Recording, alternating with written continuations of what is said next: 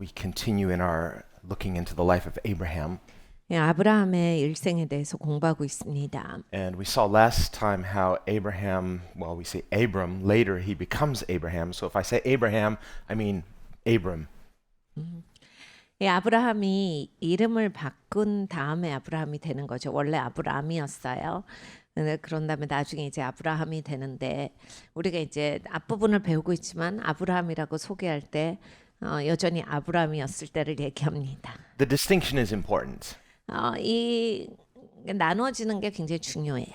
In the same way that Simon was changed to Peter, 그러니까 시몬이라고 하는 사람이 나중에 베드로가 된 거와 마찬가지입니다. or in the sense that Jacob was changed to Israel. 나중에 야곱이 또 이스라엘로 바뀝니다. We see this name change means something. 이름이 바뀐다라고 하는 것은 큰 의미가 있습니다. It's God renaming us. 하나님께서 새롭게 이름을 주십니다. So it's not just for Abraham, not just for Peter, not just for others in the Bible, Paul as well, Saul to Paul. 바울도 사울이었다가 바울로 바뀌는 사람입니다. But it's this idea of an identity change. 그러니까 정체성이 바뀐다라고 하는 이야기입니다. And notice we see that change not at first. 그런데 이 정체성이 바뀌는 건 처음에 일어나는 일이 아니라 God calls Abram, 하나님이 아브라함을 부르셨어요. and he calls Abram to follow before he renames him. 근데 아브라함이라고 하나님이 이름을 바꿔주기 전부터 아브라함은 하나님을 따릅니다. So here we see an important teaching. 굉장히 중요한 티칭이 여기에 담겨져 있습니다. Our spiritual journey actually predates our conversion. 우리의 영적인 여정은 우리가 변화되기 이전부터 시작이 된다예요. Remember also in John 1 when Jesus met Nathanael. 요한복음 1장을 보면 예수님이 나다니엘을 만나세요. Nathanael had no idea who Jesus was. 나다니엘은 이제 예수님이 누군지에 대한 개념조차 없습니다. In fact, when he was told, "We've found the Messiah, it's Jesus of Nazareth," 이 나다니엘은 친구로부터 이야기를 듣지요. 우리가 메시아를 찾았어. 나사렛 예수시다. 이런 얘기를 들어요. Nathanael scoffed. 나다니엘이 비웃습니다. Nazareth had a very poor reputation. 왜냐하면 나사렛이라고 하는 동네는 굉장히 가난한 동네였기 때문에 사람들이 깔보고 있었어요. Not just economically poor, 그러니까 경제적으로만이 아니라 but poor in the character of the people. 그러니까 사람들의 성품에 있어서도 굉장히 평판이 안 좋은 동네였어요. This is later attested to in Scripture because Jesus ministered everywhere except he had no effective ministry in Nazareth. 그러니까 이런 거예요. 나중에 이제 우리가 정확하게 볼 수 있는 것이 예수님은 가시는 데마다 많은 기적을 행하시고 놀라운 역사를 행하셨는데 나사렛 동네에서는 그리 많은 기적을 행하시지를 못합니다. Their hearts were hard.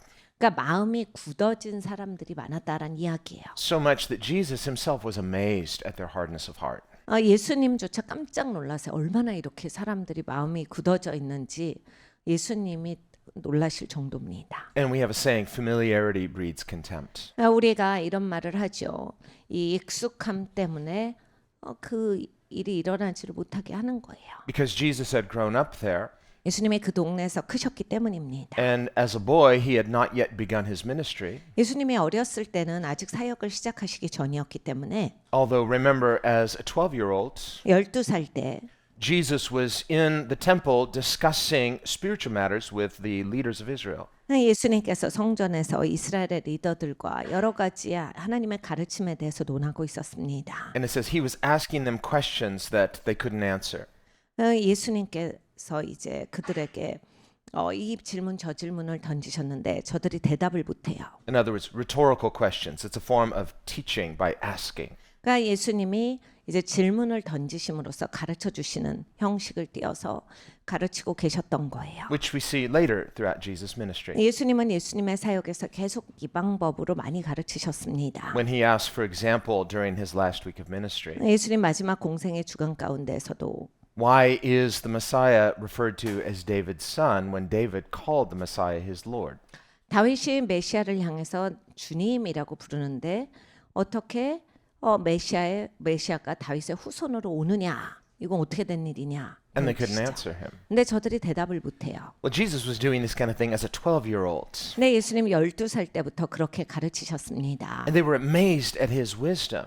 예수님의 지혜 때문에 사람들이 깜짝 놀라요. Well, it wasn't just he was highly intelligent, he is God incarnate. 지성적으로만 뛰어나셨던 분이 아니라 예수님은 성육신하신 하나님이시기 때문에 당연하기도 합니다. Later, they would ask, how does this man have this teaching? He speaks with authority, unlike the scribes and Pharisees who only give human opinions. 나중에 이제 사람들이 깜짝 놀라면서 이분은 어디에서 배웠을까? 이렇게 어떻게 권위를 가지고 말씀을 하실 수가 있지?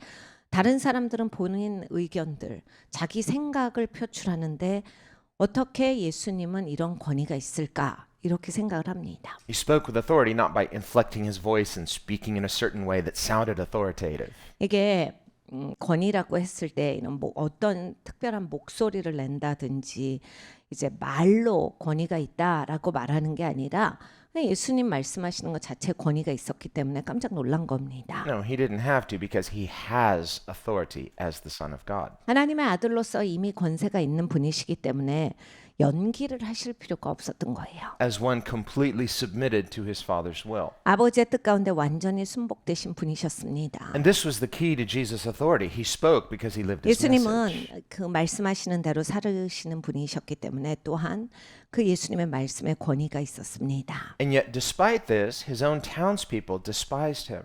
그런데 예수님 그런 분임에도 불구하고 동네 사람들은 예수님을 우습게 생각해요. Said, "This is the carpenter's son. 목수 아들이면서 He can't be the Messiah. 무슨 자기가 메시아라고 한다. He grew up here. We know him." So this familiarity blinded them to who Jesus is. 이 동네에서 자라놓고 우리가 뻔히 아는데 그러면서 잘 안다라고 하는 그 익숙함 때문에 예수님에 대해서 자기들이 스스로 보지 못하는 오류를 범합니다. And Jesus quoted a proverb. 예수님이 잠언서를 인용하셨어요. He said, "A prophet is not lacking honor except in his own hometown." 선지자가 자기 동네에서는 존중을 받지 못한다. 그 외에는 다 존중을 받는다 하셨어요. Because of this principle of human familiarity. 인간적인 익숙함 때문이다. And so this was also the case with Abram. 아브라함도 마찬가지였어요. God says to him, "Get out of your country. 하나님께서 아브라함에게 말씀하셨습니다. 이 나라를 떠나라. Get out of the familiar." 네가 익숙한 곳에서 떠나라. Well, the rest of the family didn't want to go. 근데 가족들이 가기를 원치 않아요. They all end up staying behind. 그래서 뒤에 남습니다. And no doubt they had lots of questions. Why do you have to leave? Why do you have to go? 질문이 있었다라는 것도 이해가 가긴 해요. 왜 떠나야 하는지, 왜 여기에서 다른 데로 옮겨야 하는 게 필요한 건지를 몰랐던 거예요. And as much as Abram might have wanted to explain his calling to them, 그러니까 아브라함은 하나님이 부르신다라고 하는 것을 굳이 아마 가족들에게 막 설명을 하고 그러진 않았을 수 있습니다. at some level, when people are familiar, 왜냐하면 이렇게 사람은 익숙하면요. and there could be a kind of human love that is sincere and yet it's familiar. 그러니까 이게 인간적으로는 사람이 진짜 진실되게 다른 사람을 생각해주고 사랑해주고 이럴 수 있는데 다시 얘기해서 이건 인간적인 거예요. 그냥 익숙함에서 나오는 남을 향한 배려고 사랑이지 다른 겁니다. We see it especially, for example, in when a couple is perhaps not a Christian, one of them becomes a Christian. 특별히 이제 커플이 있는데 한 명이 예수님을 믿게 될 때 이런 일들은 비일비재합니다. And immediately there's this division. 즉각적으로 이제 집안에 분리가 옵니다. And the one is saying to the other, "Why do you have to be so obsessive about this? Why can't things be the way they were?" 왜 전처럼 우리가 못하느냐? 왜 이렇게 해야 하느냐? 왜 우리가 이렇게 나누어져서 살아야 하느냐? 이런 얘기를 듣게 돼요. While the believing spouse is saying, "I want to share this joy that I found through Jesus with you because you're the most important person to me." 믿는 배우자는 열심히 설명하지요. 내가 이 세상에서 가장 귀중한 것을 발견했는데 가장 귀중한 이 기쁨이 있는데 이것을 당신하고 나누는 게 제일 급선무지. 이게 지금 가장 소중한 거기 때문에 당신이랑 꼭 나누고 싶다. 이렇게 되는 거예요. So there can be frustration on both sides. 그러니까 양쪽이 다 이제 답답해하는 일이 생깁니다. The believing spouse frustrated because they want their unbelieving spouse to become saved. 그러니까 믿는 배우자는 안 믿는 배우자를 향해서 꼭 구원받았으면 좋겠고 이걸 알았으면 좋겠으니까 그냥 말을 하면서 힘들고 And the unbelieving spouse frustrated 안 믿는 배우자도 힘들어요. because they feel you're changing. You're the one who's changed. Why can't we just keep going? This is not the person I thought I was marrying. 이 안 믿는 배우자 입장에서는 상대방이 바뀐 거거든요. 내가 결혼한 사람이 이러지 않았는데 갑자기 달라지니까 아니 왜 우리가 결혼한 대로 못 살고 바뀌느냐 하면서 이제 안 믿는 배우자도 나름 힘든 거예요. But that unity was based on a human basis, a human familiarity. 근데 그동안 이렇게 연합됐다라고 하는 건 인간적인 연합이었죠. 인간적인 익숙함 안에서 연합이었어요. But when we come to know Christ, this is the fulfillment, it's the beginning of the fulfillment of the first commandment, which is to love God. 그런데 이제 하나님을 알게 되면 예수님을 알게 될 때야말로 이제 우리가 가장 중요한 첫 번째 계명을 지키는 인생이 시작이 되는 겁니다. 드디어 이제 하나님을 사랑할 수 있는 사람이 되어서 그 첫 발자국을 걷는 거거든요. And if someone doesn't know God, 근데 하나님을 모르는 says, 입장에선 well, how do you love God? God, I can't have, but I have a relationship with you because you're a real person. 그러니까 하나님은 보이지도 않고 있는지 없는지는 또 모르겠는데 그 하나님이랑 어떻게 교제한다는 말이냐? 너는 보이고 나는 보이고 이러니까 우리끼리는 이렇게 대화할 수 있고 교제할 수 있지만 어떻게 보이지 않는 하나님이랑 그럴 수 있다라고 말하느냐 이렇게 하는 거예요. And of course, the greatest commandment is not to also love God, it is to love God all, with all of our heart, soul, mind, and strength. 여러분 가장 큰 계명이요. 또한 하나님을 사랑하라가 아닙니다. 마음과 힘과 뜻과 정성 모든 것을 다해서 주 너희 하나님을 사랑하라예요. It is to seek first the kingdom of God. 그리고 제일 먼저 하나님의 나라와 의를 구하는 것입니다. So of course, in a sense, we can understand the frustration of the unbelieving spouse to suddenly learn you are now in second place. 그러니까 안 믿는 배우자 입장에선 갑자기 1등이다가 2등이 된 거잖아요. 자기가 2등으로 밀려나니까 이제 속상하고 마음에 안 들고 이건 어느 정도 이해가 갑니다. You've been demoted. 갑자기 내가 순위가 떨어지니까 Sorry, but there's someone I love more than you, God. 내가 이제 더 당신보다 사랑하는 분이 있다. 나는 하나님을 더 사랑해. 하니까. On the other hand, to love God is to be empowered to love others the best that we can.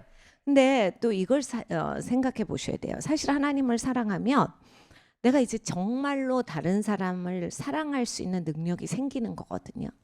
When my wife and I got married, 저희가 결혼할 때 we vowed that to love Jesus first and so that we could love each other the maximum with the maximum love. 우리가 이런 얘기를 많이 했어요. 우리가 서로를 사랑하는 것보다 예수님을 훨씬 더 사랑하자. 그래서 정말로 하나님을 사랑하는 사람이 되는 것이 우리가 우리의 그 결혼 생활에서도 사랑하는 게 진짜로 되는 것이다. 이런 얘기를 많이 했어요. So I am blessed by her loving Jesus more than she loves me because then she can love me the most. 그래서 사실 저는 제 아내가 저를 사랑하는 것보다 예수님을 사랑하는 걸로 말미암아서 훨씬 더 축복을 받고 있는 거지요. 왜냐하면 그렇기 때문에 저를 더 사랑할 수 있으니까요. So if I'm not really listening, Jesus can talk to her and she'll tell me what Jesus is saying. 그래서 제가 제 아내의 말을 듣지 않을 때 예수님은 충분히 제 아내의 말을 듣기 때문에 이제 예수님이 다 들어주시고 저희 아내가 또 예수님 말씀하신 걸 전합니다. So that works out pretty well. 그럼 잘 돼요 이런 게. So the thing is, God is love, and so to know God is not only to love God, but to be loved profoundly by God. 여러분 하나님을 사랑하는 게요. 그냥 무작정 혼자서 사랑을 표출하고 있다가 아니라 진짜 하나님을 사랑하는 거예요. 하나님으로부터 그럼 사랑을 받아요. 내가 이제 사랑을 받으면 힘이 생깁니다. 그리고 또 그 사랑이 있기 때문에 사랑을 베풀어요. And when we are rooted and grounded and living in that kind of profound love, 그러니까 우리가 정말 근본적으로 그러한 사랑의 뿌리를 내려야 돼요. 그래서 흔들리지 않는 그 하나님의 사랑으로 말미암아서 내가 굳건해져야 합니다. it secures us, 그게 안전함을 줘요. it fulfills us, 그게 만족스럽게 합니다. it anchors and roots us 그게 뿌리를 내려주고 그게 단단하게 해줍니다. at a core level. 중심으로부터 그래서 흔들리지 않아요. That not only gives us the stability we need, but empowers us to love the way we ought. 내가 살아가는데 인생이 단단해질 뿐만이 아니라 내가 다른 사람들을 사랑함에 있어도 그게 흘러갈 수 있는 원동력이 되는 겁니다. Otherwise, without this profound grounding in God's love, 하나님의 사랑에 뿌리를 내리는 것이 없이는 we're looking for love from something or someone. 그러니까 누구를 향해 자꾸 기대는 마음이 생기거든요. 그리고 누구를 향해서 자꾸 기대치가 생기고 무엇을 향한 기대치가 생기고 자꾸 뭐를 향해서 다른 기대치를 찾아 헤맵니다. This is true in all human relations. 인간의 모든 관계가 그렇습니다. Whether it's friendship, whether it's marriage, whether it's family. 친구 관계도 그렇고 결혼 관계도 그렇고 모든 관계가 하나님께 뿌리를 내리지 않는 이상 계속 흔들흔들거리고 어려워요. So you know the story. Boy meets girl, girl meets boy. 여러분이 이제 데이트를 하게 되는 거는 잘 아시죠? They fall in love. 서로 사랑에 빠져서 Suddenly they're not lonely anymore. It's like my life is like living color. 더 이상 외롭지 않고 갑자기 흑백 TV의 인생이 총 칼라 TV가 됩니다. HD가 돼요. And for a while they're just kind of floating along in the air. 처음 데이트를 시작하면 갑자기 둥둥 떠다니죠. 막 Like 날아다닙니다. Like they're on drugs. 마치 마약한 사람처럼 얼굴에 희희거리고 다녀요. Kind of shiny and sparkly. 얼굴이 막 빛이 납니다. 막 번쩍번쩍거려요. We just want to sing, you know, everything is beautiful. 그냥 노래하고 다니고 싶고 모든 게 아름다워 보여요. And this goes on for a while because why? There's a need that's being mutually fulfilled. 왜냐하면 서로의 필요가 있었는데 그것이 채워지기 때문에 어느 정도는 그렇게 지냅니다. Until one day the 그런데 bubble pops. 하루는 이제 그 풍선이 터져요. They come crashing down to earth. 그래서 둥둥 떠다니던 것이 땅으로 떨어집니다. And they kind of look at each other and say, "Where's that other person?" 그러면 이제 서로를 바라보면서 내가 만났던 그 사람은 어디 간 거지? 이렇게 돼요. Do that other thing. Go back to being that other person.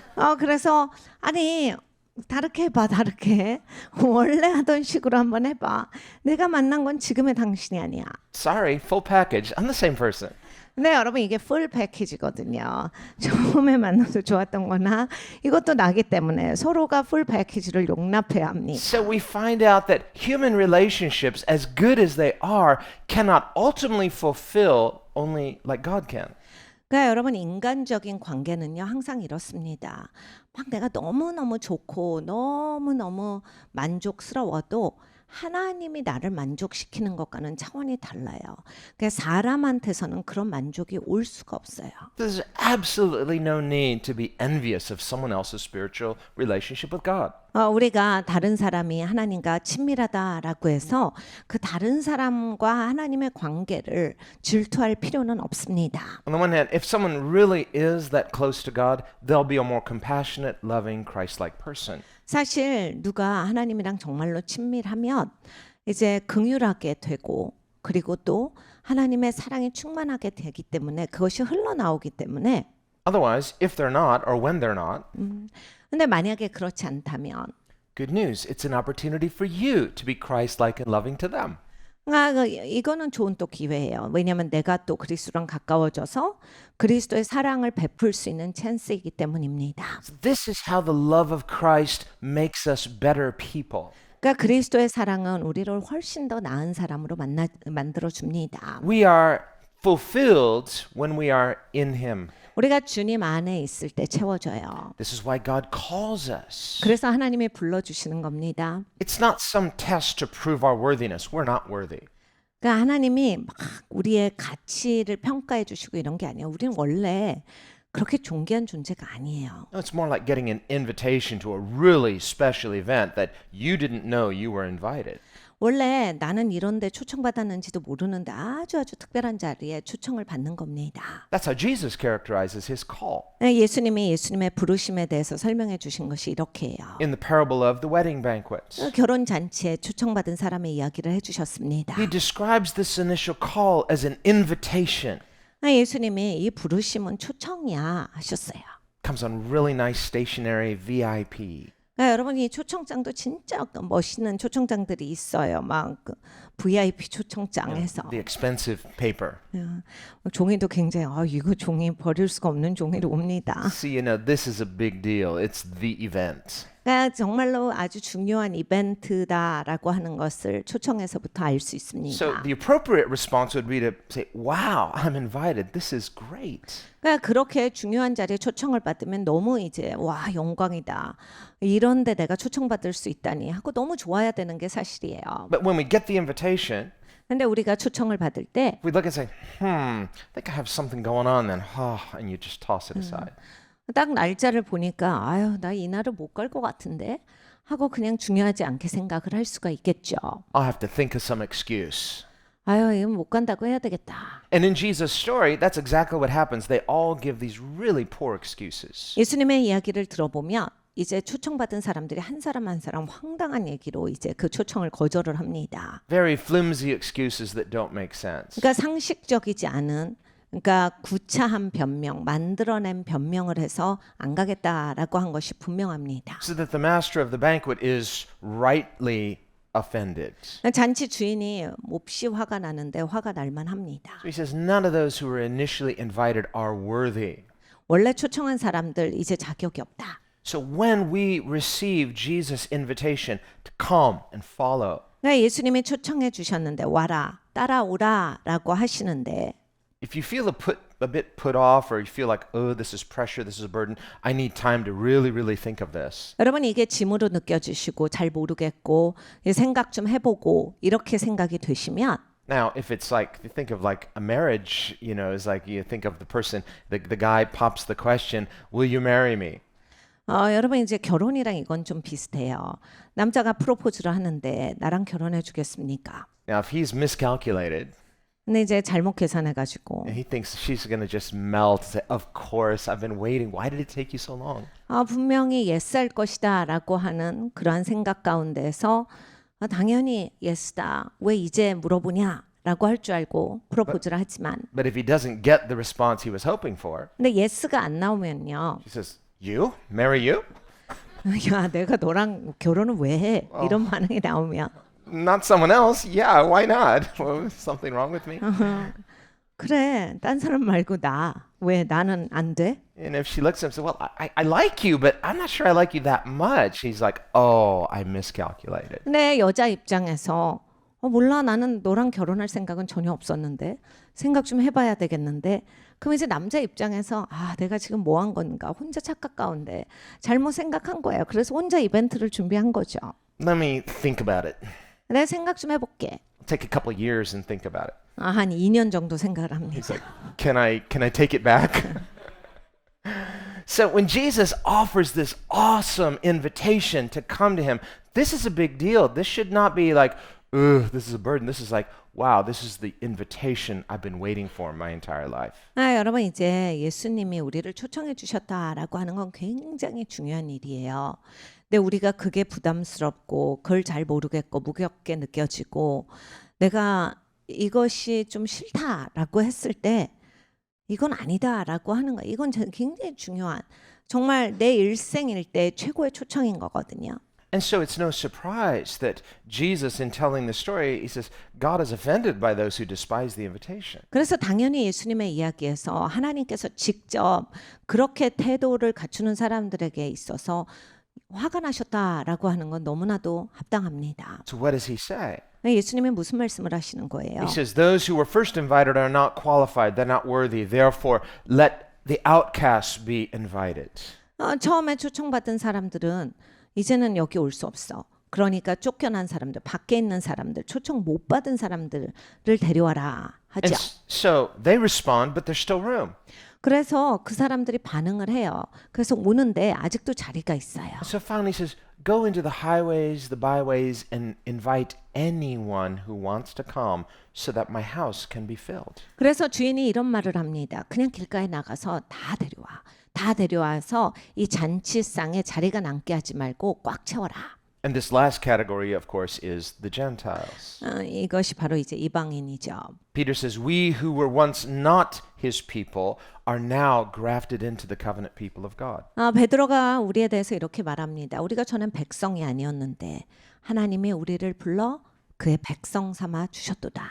Jesus himself in John 10 says, "Other sheep I have that are not of this flock," meaning Israel. 요한복음을 보면 예수님이 직접 말씀하셨어요. 내가 이 양무리 말고 또 양무리가 있는데, 그러니까 이 양무리는 이스라엘이에요. I will also call them. 내가 걔네들도 불렀어. So this is the call. My sheep hear my voice, and I know them, and they follow me. So we follow in response to this awesome call. 그러니까 예수님이 부르십니다.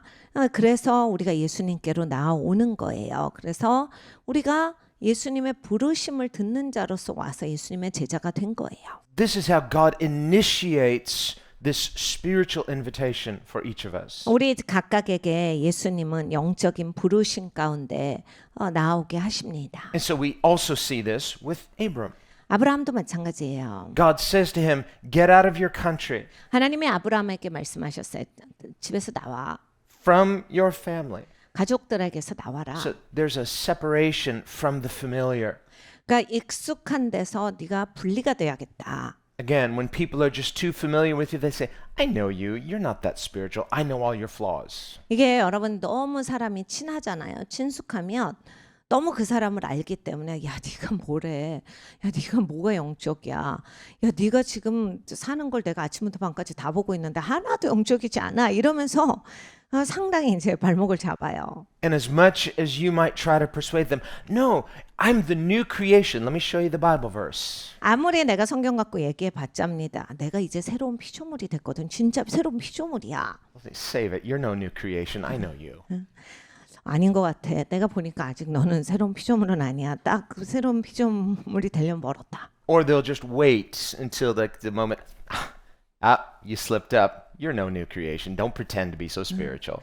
아니면 그냥 듣고 있다가 내가 실수할 때 새로운 피조물 아니다. 알지? 이렇게 얘기해 줍니다. Now you're trying to explain, well, Christians aren't perfect, just forgiven. And here, let me show you Bible verses about grace. They're like, no, that's your excuse, Christian. 그러면 이제 우리는 또 이야기를 하죠. 야, 기독교인이 이제 지금 완벽하게 됐다는 아니야.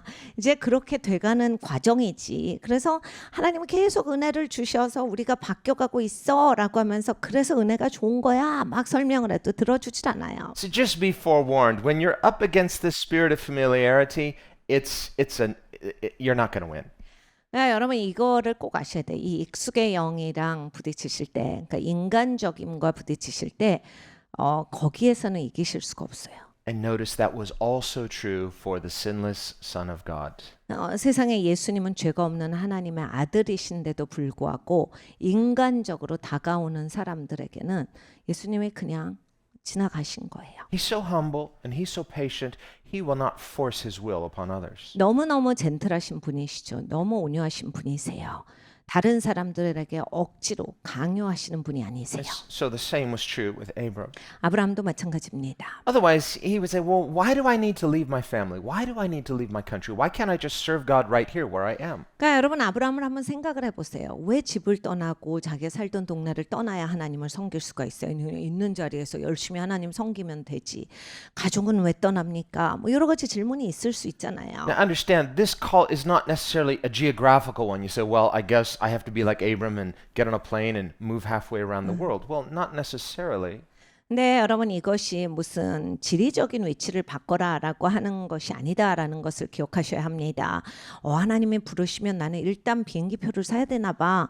다른 나라에 일단 가야 되나 봐가 아니에요. You can move your geographical location and still remain unchanged, unconsecrated. 여러분 비행기 타고 다른 나라에 가셔도 여전히 변화 없이 사실 수 있거든요. 똑같은 사람일 수가 있기 때문에.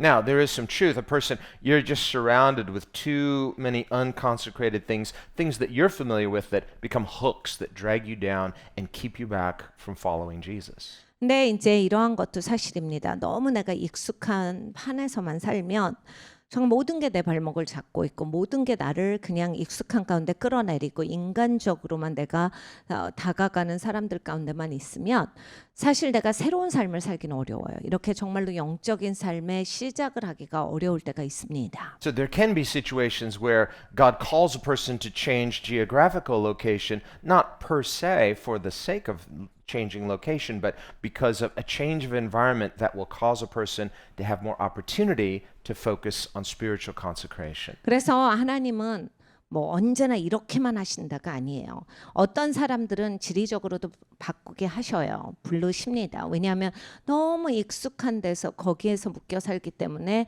나오게 하실 때가 있어요.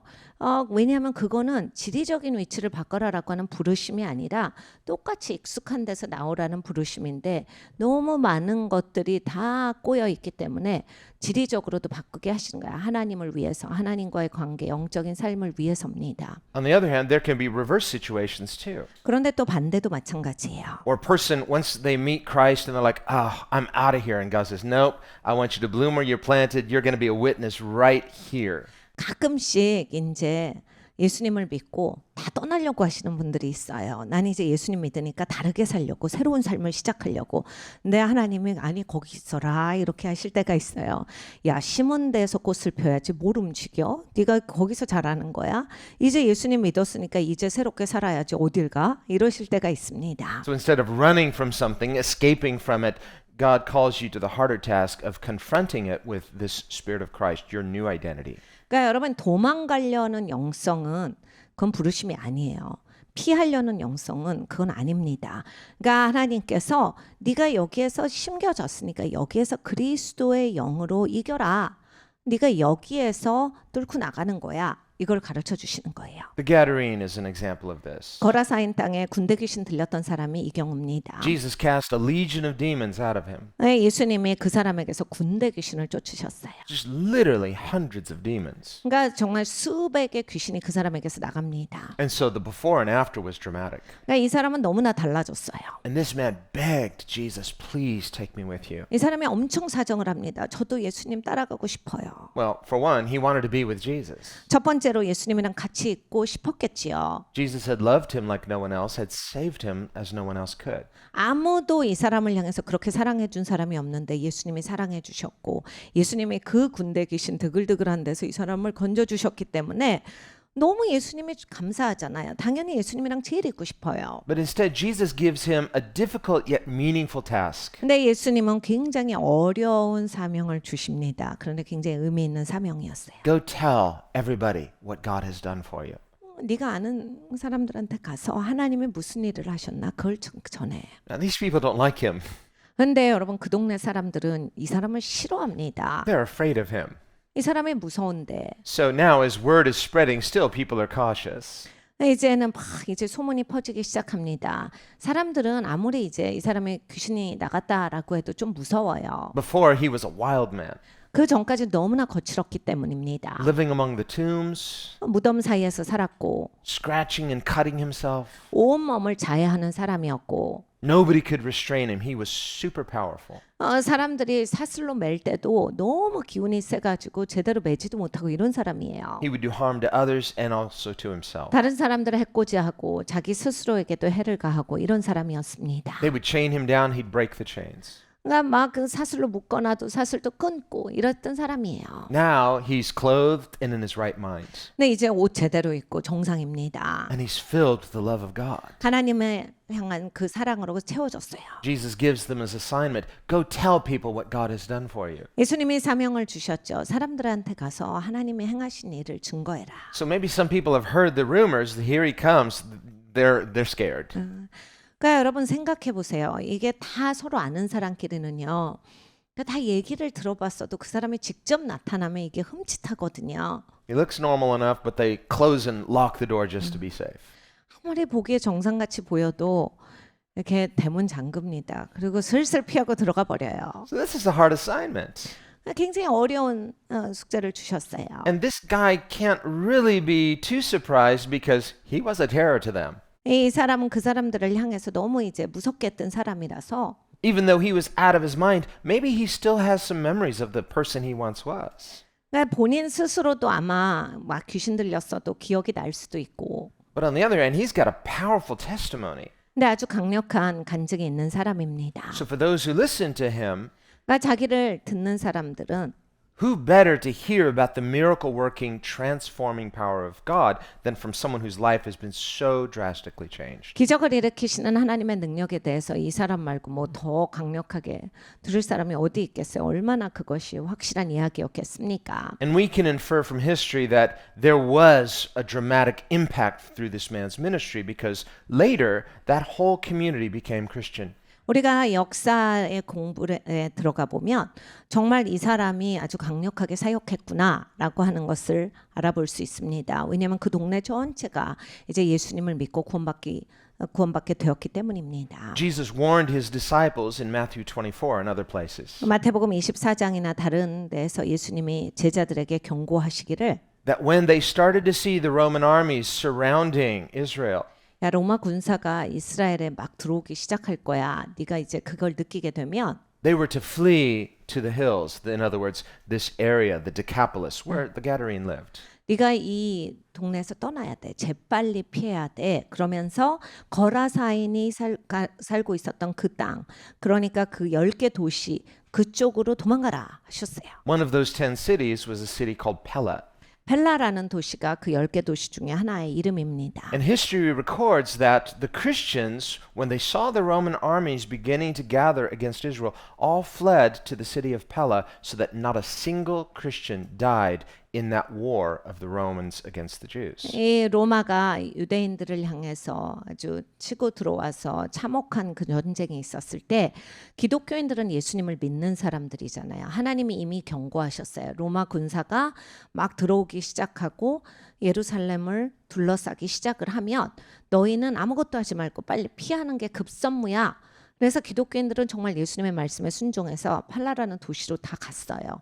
그래서 역사가 적고 있습니다. 기독교인들은 하나도 해를 당하지 아니하였다. So I wonder, this is just my theory, but I suspect 저는 이렇게 추측을 해봅니다. maybe Jesus' assignment to this man was because Jesus knew what was going to happen so that when this Jewish Roman war started, there would be a Christian community for the other Christians to flee to.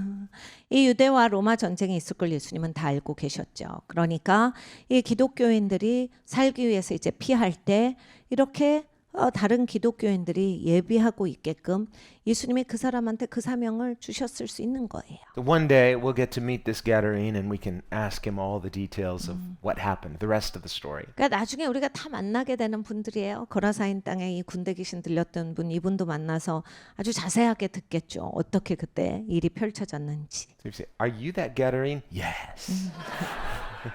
당신이 그 군대 귀신 들린 사람이었습니까? Just kidding. Okay. He's changed. Don't worry. He's safe.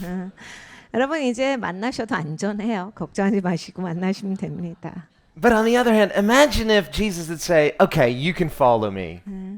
네, 여러분 또 이거를 아셔야 돼요. 예수님이 또 따라오라라고 하셨으면 Now his life has changed. 삶이 변화되고 You know, he's just up close, just following Jesus so well. 예수님을 가까이서 따라갈 거잖아요. And when people meet him, they say, oh, you're such a nice guy. You've probably always been like this.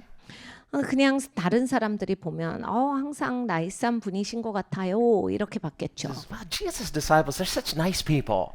예수님 제자들은 진짜 다 좋으신 것 같아요. 이렇게 될 거예요. It's like the Lord's church. Wow, you guys are just so wholesome and so loving. You've probably all been like that your whole life, right? 우리 주님의 교회 성도님들 다 항상 좋으셨던 것 같아요. 항상 그러신 거죠. 이런 거죠. And he just shakes his head. No, I wasn't a very good person. Oh, stop it. You're being so modest. 아니요, 그거 아니에요. 저는 아주 참혹한 사람이었습니다. 저는요, 아주 과거가 굉장했어요. 진짜로요? 믿어지지 않는데요. Look, he's even humble. Wow, you're just a really good person. 와, 겸손하기까지 하시네요. 뭐 이렇게 되는 거예요. No, I was kind of a bad person actually. And they don't believe him. 제가 나쁜 사람이었는데요. 그래도 믿지 않았을 거예요. But in sending him back to his hometown, they're like, yeah, you were a really bad person. I think maybe you still are. 네, 여러분 자기 동네에서 살게 되면요.